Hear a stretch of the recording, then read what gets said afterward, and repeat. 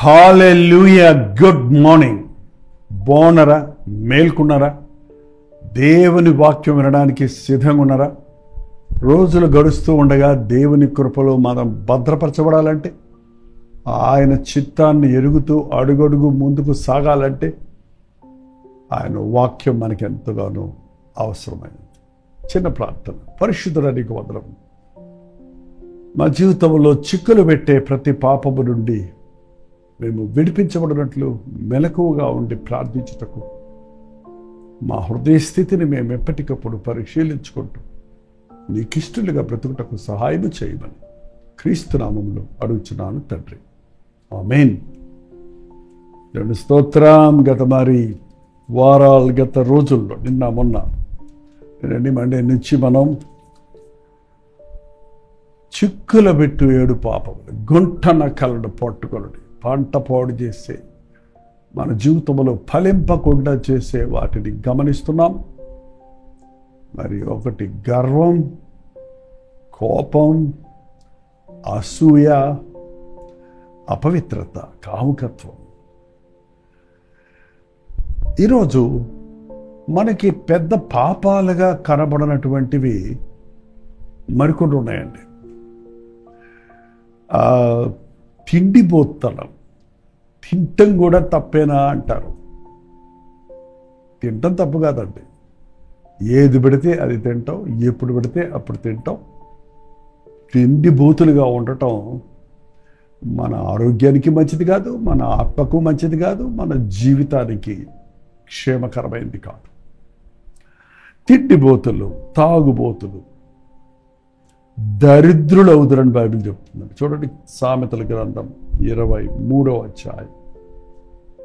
తాగుబోతులను, తిండిబోతులను దరిద్రులగుదురు, నిద్రమత్తు చింపిగుడ్డలు ధరించుటకు కారణమగును.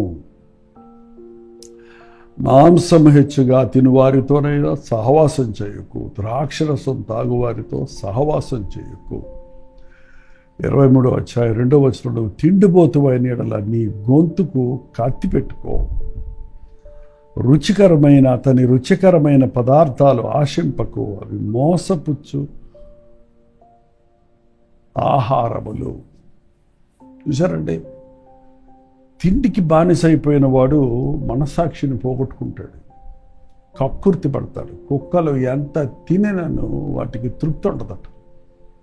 అలాగే ఈ అంచె దినాలలో మనుషులు తినుచో తాగుచో ఉంటారు, కొడుచో అమ్ముచో ఉంటారని ఆనాడు నోవహు దినాల వలె, లోతు దినాల వలె ఉంటుందన్నమాట ఈరోజు అక్షరాల నిజమవుతుంది. మీరు ఒక రోడ్డు మీద వెళ్తూ ఉంటే ఎన్ని ఆహారపు తిండి రెస్టారెంట్స్ కానివ్వండి, బార్స్ కానివ్వండి, టీ స్టాల్స్ కానివ్వండి, ఇప్పుడు స్ట్రీట్ ఫుడ్, ఆ ఫుడ్, ఈ ఫుడ్, ఎప్పుడు పడితే అప్పుడు మిడ్ నైట్ కూడా మన దేశంలో కూడా ఉండటం మనం చూస్తాం. అదే కాదు, ఇప్పుడు కొంచెం ఈ సర్వీసెస్ వచ్చిన తర్వాత కొన్ని మన ఇంటికే ఆర్డర్ ఇస్తే ఇంటికే ఎప్పుడు కావాలంటే అప్పుడు, ఏది కావాలంటే అది తెచ్చి పెడుతున్నాం. మనిషికి బ్రతకడానికి తిండి కావాలండి. తినటం కోసం మనం బ్రతికే వారికి ఉండకూడదు. ఆరోగ్యకరమైన, శుభ్రమైన, మరి ఈ రోజుల్లో చూడండి అంతా క్యాలిక్యులేట్ చేస్తున్నారు. విటమినైజ్డ్ ఫుడ్, మన శరీరానికి అవసరమైన పోషక పదార్థాలు ఉన్న ఆహారం భుజించడం మంచిది. కానీ మాంసాపేక్ష అంటే మత్తుగా కలుగు చేసే ద్రాక్షరసం, వైన్ అని, బీర్ అని, అదని ఇదని, బాల ఎంతమంది తాగుబోతులు ఉన్నారు, తిండిబోతులు ఉన్నారు. ప్రభు చెప్పాడు, ఈ శోధన ప్రభు కూడా వచ్చిందండి. 40 రోజులు ఉపవాసం ఉన్న తర్వాత ఎంత ఆకలేసింది ఆయనకి. అప్పుడు సాతాను వచ్చి, నువ్వు దేవుని కుమారుడు అయితే రొట్టె రాళ్ళుగా చేసుకొని తిను అన్నాడు. ఆయన చేయగలడు, కానీ మనుషుడు రొట్టె వలన మాత్రం కాదు, దేవుని నోటి నుండి వచ్చే ప్రతి మాట వలన బ్రతుకును. దేవుడు మనకి ఆహారాన్ని కొరకు అన్ని భూలోకంలో పెట్టి ఆ తర్వాత మనల్ని సృష్టించాడండి. ఇప్పుడు ఆ కృత్రిమమైన ఆహారమే కానీ దేవుడు పెట్టిన సహజమైన ఆ పండ్లు పలహారాలు తిని ఆరోగ్యకరమైన గాలిని పీల్చుకొని నీటిని తాగి ఆ దినుసులు తిని బ్రతికేవారు నేను కొంతమందిని గమనించారండి. ఈ అనాగరికులుగా కీకారాణ్యాల్లో ఉన్నవారు, వారు ఎంత వసతులు లేని వారు అయినప్పటికీ అక్కడ వారు న్యాచురల్ ఫుడ్, న్యాచురల్ గాలి, మంచి వాతావరణం పెరుగుతున్నామని అన్నారు. వాళ్ళు చాలా గట్టిగా ఉంటారు, వాళ్ళ ఇమ్యూన్ సిస్టమ్ స్ట్రాంగ్గా ఉంటుంది, మాటిపై అసలు జబ్బులు రావు వాళ్ళకి. వాళ్ళు వృద్ధాప్యంలో కూడా ఇంకనూ గట్టిగా ఆరోగ్యంగా ఉంటారు. ఇవాళ మనుషుడు తిండికి బానిసయ్యాడు. అపవాది మనల్ని శోధించింది. ఆదాము హవ్వలను మొదటగా ఈ పండు తినిన ఎడల తిండి దగ్గరే శోధించిందండి. ఇప్పుడు కూడా తిండికి కకృతి పడవద్దు. దానియేలు శద్రకు మెషకు అబేద్నెగోలకి ఆ రాజభోజనం భుజించే అవకాశము, రాజుగారి విందులో ప్రతిరోజు పాలు పబ్బులు పొందే భాగ్యము, ద్రాక్షరసం త్రాగే అవకాశం దొరికితే కకృతి పడలేదండి. ఈ అపవిత్రమైన వాటిని నేను తినను, నేను తాగను, నా దేహాన్ని నేను అపవిత్రపరుచుకొని ఒక నిబంధన చేసుకొని నాకు శాకాహారం ఏమని అడిగాడు. 10 రోజుల తర్వాత పరిశీలిస్తే వారు ముఖాలు కళగా ఉన్నాయి, వారు సౌందర్యంగా కనపడ్డారు. దేవుడిచ్చినటువంటి ఆశీర్వాదం ఆహారం వలన కాదు కానీ, నీవు తినిన దాన్ని బట్టి కాదు కానీ, తిన్నది జీర్ణించుకుంటున్నావా, అది నీ వంట పడుతుందా, నీకు శరీరానికి అది ఉపయోగపడుతున్నవా అన్నది చాలా ముఖ్యం. తిండికి బానిసైన వాడంటే తిండి కొరకు దొంగిలిస్తాడు, మోసగిస్తాడు, అబద్ధాలు ఆడతాడు, కక్కుర్తి పడతాడు, స్వార్థపరుడుగా ఉండి ఇతరుల గురించి ఆలోచించిన వాడిగా ఉంటాడు. అందుకే తిండిపోతనం కూడా ఒక పాపమే. పౌలు అన్నాడు, పని చేయనల్లని వాడు భోజనం చేయకూడదు. తినేవాడు తన సంపాదన తాను కష్టపడి సంపాదించుకొని తినాలి. అమ్మ నాన్న సంపాదిస్తుంటే తింటా కూర్చుంటున్నారు. ఇవాళ యవనస్తులు ఉద్యోగం దొరకలేదని లక్షల అప్పులు చేసి వాళ్ళని చదివించిన తర్వాత నిరుద్యోగ సమస్యతో ఈరోజు ఎంతమంది బాధపడుతున్నారు. అట్టి సమస్యల్లో ఉన్న తల్లిదండ్రులకు మళ్ళీ ఆదరణగా ఉండడానికి ఏదో ఒక పని చేసి కొంత సంపాదించవటం మొదలు, నా తాహతకు జరిగిన జాబ్ దొరకలేదని ఊరకనే కూర్చుంటే ప్రయోజనం ఏంటి?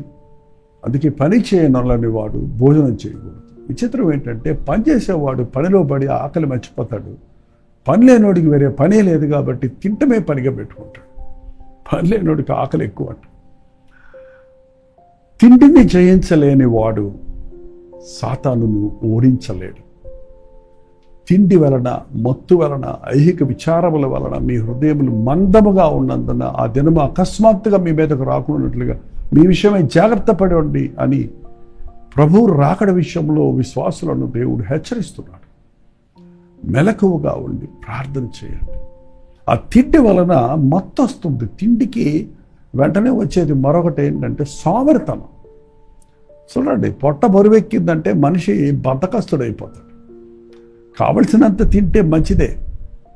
సాధారణంగానట మనం తింటున్నప్పుడు ఇంకా ఆకలేస్తుంది, ఇంకా తినాలనిపిస్తుంది అనే తప్పుడే ఆపేయాలంట. ఇక చాలు అనే తర్వాత వరకు మెక్కేదాకా కూర్చోకూడదు. ఎందుకంటే ఈ సిగ్నల్స్ బ్రెయిన్కి వెళ్ళి సరిపోయిందని చెప్పడానికి it will take a few minutes.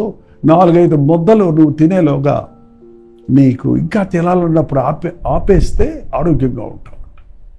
కక్కుర్తిపరుడు ఇంకెక్కువ తినాలని కొంతమంది పూర్వదినాల్లో ఏళ్ళు పెట్టి కక్కుకొని మళ్ళీ తినేవాళ్ళు అంట, తృప్తి లేక.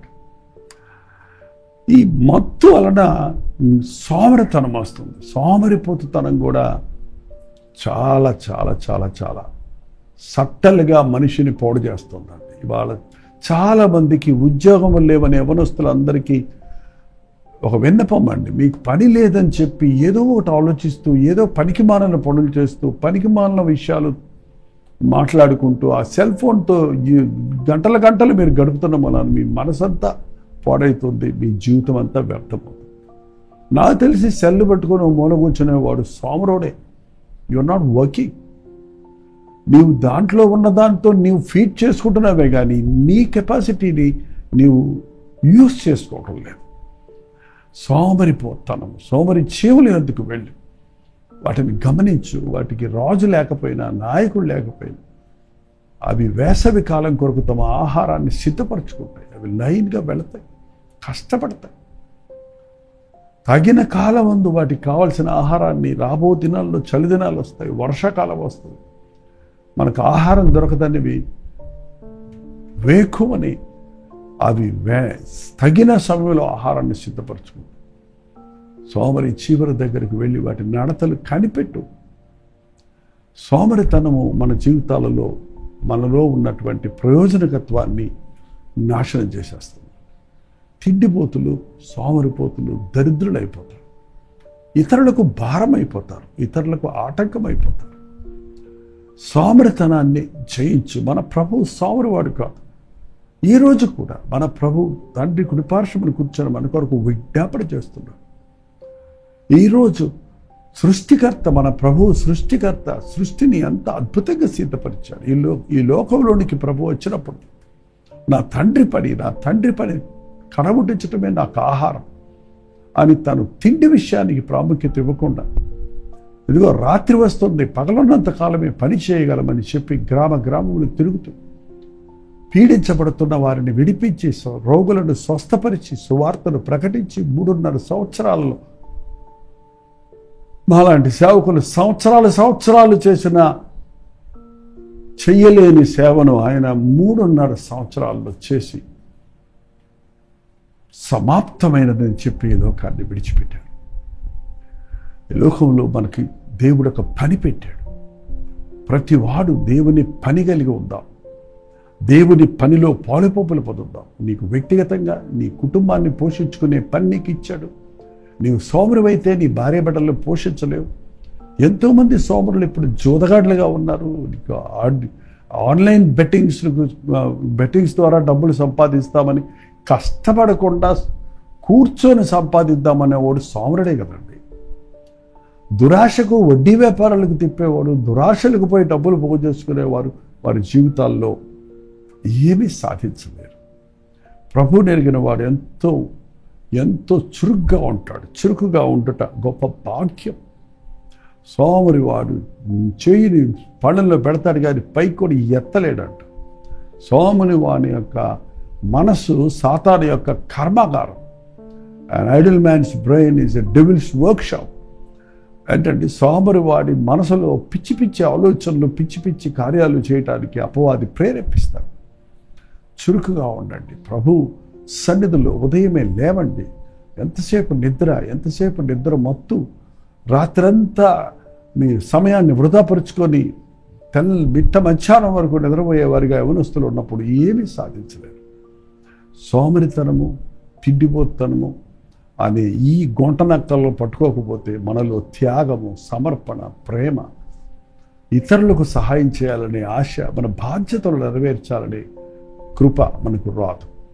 కాబట్టి ఈ రోజు నుండి కష్టపడదాం. తిండిని కక్కుర్తి పడద్దు. తిండి విషయంలో మితంగా ఉందాం. అన్ని విషయాల్లో మితంగా ఉండని పౌలు తిమోతిని హెచ్చరించాడు. తగినంత ఆహారం నాకు నాయన, తగినంత ఆహారము దయచే. ఎక్కువైతే నేను కడుపు నిండిన వాడే దేవుడేడంటాడేమో, నేను ఆకలిగా ఉంటే అడుగు తిని నీ నామానికి దూషణ తెస్తానేమో, నాకు తగినంత ఆహారం ఏనాటికి ఆనాడు దయచేయమని భక్తుడు ప్రార్థించినట్లుగా మనకు ఏనాటికి ఆనాడు దేవుడిచ్చిన దాన్ని బట్టి తృప్తి చెందుదాం. ఏ రోజుకి ఆ రోజు మనకు ఉన్న బాధ్యతలను ఎప్పటికప్పుడు ముగిద్దాం. నా ట్రేస్ మీద రాసి పెట్టుకున్నాను, ఈరోజు పని ఈరోజే ముగించు. ఈరోజు చేయాల్సిన పని రేపటికి ఉంచుకోవద్దు. ఎప్పటికప్పుడు మనం చురుకుగా ఉండి మన పనులు ముగిస్తే పనుల భారంతో కృంగిపోవలసిన అవసరం ఉండదండి. ఎప్పటికప్పుడు చేసుకుంటూ ఏ రోజుకి ఆ రోజు ఉదయం లేచినప్పటి నుంచి సాయంత్రం వరకు మనం ఎంత తిన్నాం, ఎంత పని చేశామని లెక్కేసుకుంటే, ఇదిగో క్యాలరీస్ లెక్కేస్తున్నాను. తినే క్యాలరీస్ ఏమో ఎక్కువ, పని చేసి స్పెండ్ చేసే క్యాలరీస్ తక్కువ. కాబట్టి ఊబకాయాలు, హార్ట్ అటాక్స్, రకరకాల జబ్బులు, రోగాలు కూడా రావటం చూస్తాం. ఈ రోజు నుంచి ప్రభువా, నా శరీరాన్ని క్రమపరుచుకుంటకు, నా సమయాన్ని సరిదిద్దుకుంటకు, సోమరిగా కాక, తిండిపోతుగా కాక, తిండిని జయించుటకు, నిద్రను జయించుటకు నీ కృప నాకు దయచేయమని ప్రార్థన చేద్దాం. పరిశుద్ధుడ, ప్రేమగల తండ్రి, మా మత్తు వదిలిపెట్టడానికి, మా శరీరాశకు స్వస్తి చెప్పడానికి, మా అలవాట్లను అరికట్టుకోవటానికి, క్రీస్తు రక్తములో కొనబడిన మేము నీ సాక్షులుగా బ్రతకాలని మమ్మల్ని మేము నీకు సమర్పించుకొని పరిశుద్ధులుగా, నీకు ఇష్టలుగా ఉండటకు, కష్టపడి పని చేసుకున్నటకు, దేవుని పని చేయుటకు, మా బాధ్యతలు నెరవేర్చటకు మాకు సహాయం ఇచ్చేయి. నిర్లక్ష్యము నుండి మమ్మల్ని విడిపించి చురుకుగా ఉండటకు, ఎప్పటి పనులు అప్పుడు ముగిస్తూ నిన్ను స్తుతించే భాగ్యము పొందుటకు మా ఒక్కొక్కరికి సహాయం చేయమని క్రీస్తు నామములో అడుగుచున్నాను తండ్రి. ఆమేన్. మన తండ్రి అయిన దేవుని యొక్క ప్రేమయు, కుమారుడైన క్రీస్తు యొక్క కృపయు, ఆదరణకర్త అయిన పరిశుద్ధాత్మ యొక్క సహవాసమును కూడి వచ్చిన మనందరికీ ఇప్పుడున్న సదాకాలము తోడయుండునుగాక. ఆమేన్. దేవుని స్తోత్రం. మీ ప్రార్థనా స్తుతుల భారాలు 9540 నెంబర్కి, మీరు ఇతర దేశాల్లో ఉంటే 91001000 నెంబర్కి టెక్స్ట్ లేక వాయిస్ మెసేజ్ ద్వారా వాట్సాప్ పెట్టండి. మీ పక్షాలను మేము ప్రార్థిస్తున్నాం. మీరు కూడా ప్రార్థించండి. దేవుడు తప్పక మీ ప్రార్థనలకు జవాబునిస్తారు. Doctor Jaipal YouTube channel subscribe చేయటం, లైక్ చేయటం, షేర్ చేయటం మర్చిపోకండి. ఉచితమైతే మధ్యాహ్నం 3 గంటలకి హెచ్చరిక, అలాగే సాయంత్రం 9 గంటలకు కల్వరి ప్రతి తోడిలో బలి కలుసుకుందాం. అంతవరకు దేవుడు మహాకృప మీకు తోడేడు గాక. నా ప్రభువా, ప్రియమైన నా దేవా. హల్లెలూయా. దేవునికి స్తోత్రం. బెంగళూరు పరిసర ప్రాంతాల్లో ఉన్న వారికి శుభవార్త. ప్రతిరోజు దేవుని వాక్యాన్ని అనేక భాషల్లో వింటున్న మిమ్మల్ని ముఖాముఖిగా చూడాలని, మీకోసం వ్యక్తిగతంగా ప్రార్థించాలని బెంగళూరు వస్తున్నాం. ఆగస్టు 27వ తారీఖు మధ్యాహ్నం 2 గంటల నుంచి 5 గంటల వరకు, 6 గంటల నుంచి 10 గంటల వరకు జరిగే ఈ 2 సెషన్స్ లోనూ పాల్గొనడానికి సిద్ధపడరండి.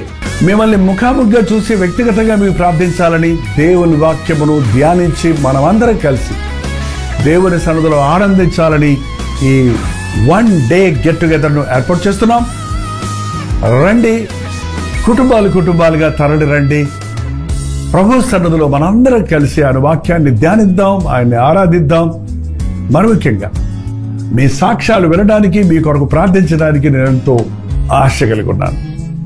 సోషల్ మీడియా ద్వారా, టెలివిజన్ ద్వారా వాక్యం వింటున్న మిమ్మల్ని ముఖాముఖిగా చూసి బలపరచాలని ఎంతో ఆశతో ఉన్నాం. తప్పకుండా రండి. బెంగళూరులోని హడ్సన్ కమ్యూనిటీ సెంటర్లో, సిఎస్ఐ కాంపౌండ్లో ఈ 1 డే గెట్ టుగెదర్ జరుగుతుంది. మరిన్ని వివరాలు కావాలంటే 8939393939 నెంబర్కి మీరు కాల్ చేయండి. లేకపోతే మీరు చూస్తున్నటువంటి నెంబర్లకు వాట్సాప్ పెట్టండి. లింక్ మీకు పంపిస్తారు. తప్పక వస్తారు కదా. మేలులకై స్తోత్రములు, దీవెనకై